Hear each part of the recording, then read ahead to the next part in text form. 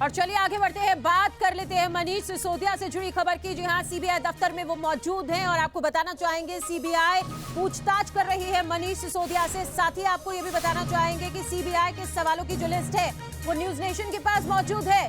CBI की पूछताछ शुरू हो चुकी है। हालांकि आपको बता दें, दिल्ली के उप मुख्यमंत्री मनीष सिसोदिया शराब नीति से लेकर आबकारी विभाग तक उनसे कई तरह के तमाम सवाल होंगे। हालांकि उनकी तरफ से ये सुबह ट्वीट भी किया गया था और कहा गया था कि देखिए मेरी गिरफ्तारी की तैयारी चल रही है। और आज सुबह पहले राजघाट पहुंचे और उसके बाद सीबीआई के दफ्तर पहुंचे। तमाम सवाल इस वक्त सीबीआई की टीम की तरफ से पूछे जा रहे हैं। पिछले साल नवंबर में नई शराब नीति आई थी, जिसके बाद जो उप राज्यपाल है उनकी तरफ से मुख्य सचिव को रिपोर्ट देने के लिए कहा गया। मुख्य सचिव की रिपोर्ट के बाद जिसमें अनियमितताएं पाई गई और उसके बाद सीबीआई जांच की सिफारिश की गई। अब सीबीआई जांच कर रही है, अब सीबीआई की तरफ से ही बुलाया गया।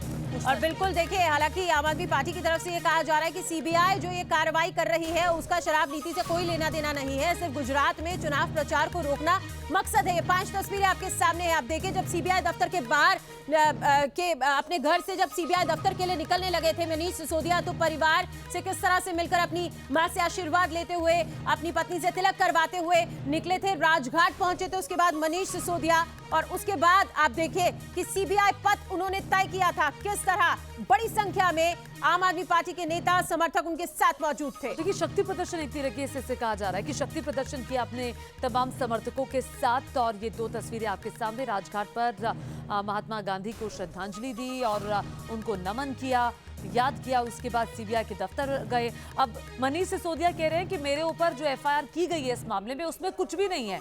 उसमें अगर कुछ नहीं है, बड़ा सवाल ये है जो बीजेपी आरोप लगा रही है, तो फिर डर किस बात का है, सवालों का सामना किया जाना चाहिए। लेकिन लगातार आम आदमी पार्टी का हर नेता ये कहता हुआ कि दरअसल ये नई शराब नीति से जुड़ा मामला नहीं है, बल्कि आम आदमी पार्टी जो है, आम आदमी पार्टी ये आम आदमी पार्टी का कहना है कि आम आदमी पार्टी जिस तरह से गुजरात में विस्तार कर रही है उससे बीजेपी डरी हुई है।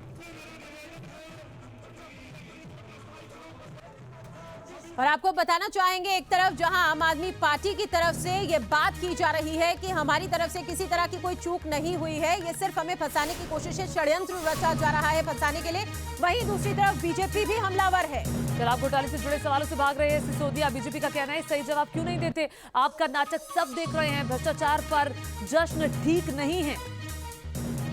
तो आम आदमी पार्टी कट्टर बेईमान पार्टी है, बीजेपी की तरफ से बात की गई है, और आम आदमी पार्टी भ्रष्टाचार की चैंपियन है।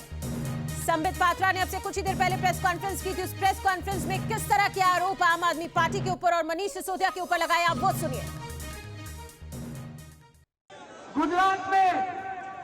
गुजरात में भारतीय जनता पार्टी बुरी तरह से हार रही है और आम आदमी पार्टी की सरकार बनने वाली है।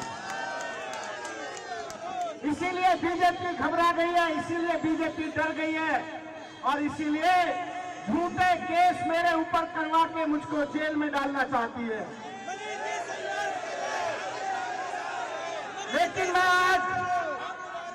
मैं आज आपको ये कहना चाहता हूं कि हम लोग भगत सिंह के लोग हैं, हम जेल जाने से नहीं डरते।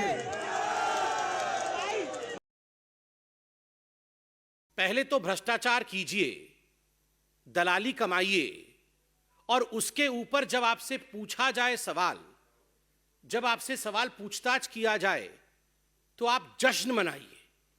जिस प्रकार से मनीष सिसोदिया आज एक खुले कार में अपने समर्थकों के साथ नारे लगाते हुए, फूल माला डाले हुए निकले हैं, ऐसा लग रहा है मानो कोई किला फतेह करके वापस आ रहा है।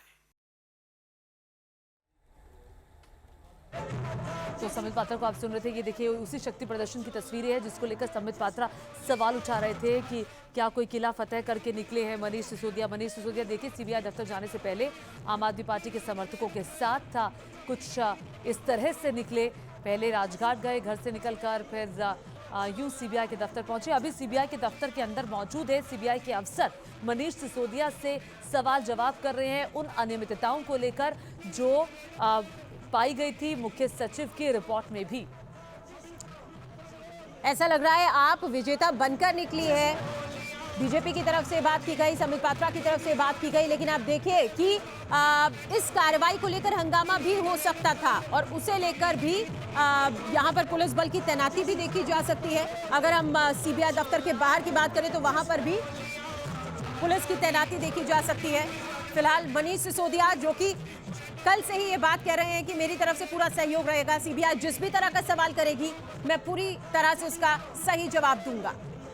तो ये 5 तस्वीरें आपके सामने और इस वक्त नुमानुल्लाह खान न्यूज़ नेशन संवाददाता और ज्यादा जानकारी के साथ जुड़ गए हैं। नुमान, जरा ये बताइए, ये तस्वीरें तो हम लगातार दर्शकों को दिखा ही रहे हैं, अभी मनीष सिसोदिया सीबीआई दफ्तर के अंदर मौजूद हैं, क्या सवाल इस वक्त सीबीआई के अधिकारी पूछ रहे होंगे मनीष सिसोदिया से? देखिए, बिल्कुल 15 सवाल हैं जो बहुत ज़्यादा महत्वपूर्ण हैं। मनीष सिसोदिया से पूछताछ लगातार जारी कर दी गई है और मैं एक चीज़ आपको और दिखाना चाहूँगा कि सीबीआई दफ्तर की तरफ आने वाले जो तमाम रोड है उसको ब्लॉक कर दिया गया था ताकि जो कार्यकर्ता जो यहाँ पर हुजूम बनाकर आने वाले थे वो ना आ सके। काफ़ी पहले ही सीबीआई दफ्तर से उनको रोक दिया गया था। मनीष सिसोदिया अकेले यहाँ पर पहुंचे। सीबीआई दफ्तर में अंदर जाने के बाद यहाँ रिसेप्शन पर सम्मन दिखाया और रजिस्टर में एंट्री करने के बाद उनको टीम अंदर ले गई। डीएसपी और एसपी रैंक के अधिकारी उनसे पूछताछ कर रहे हैं। सबसे महत्वपूर्ण बात यह है कि इस पूरे मामले में सीबीआई ने 2 लोगों को इससे पहले गिरफ्तार किया है, जिसमें अभिषेक नायर शामिल है और साथ ही साथ ईडी ने भी एक शख्स समीर महेंद्रू नाम के कारोबारी को गिरफ्तार किया है।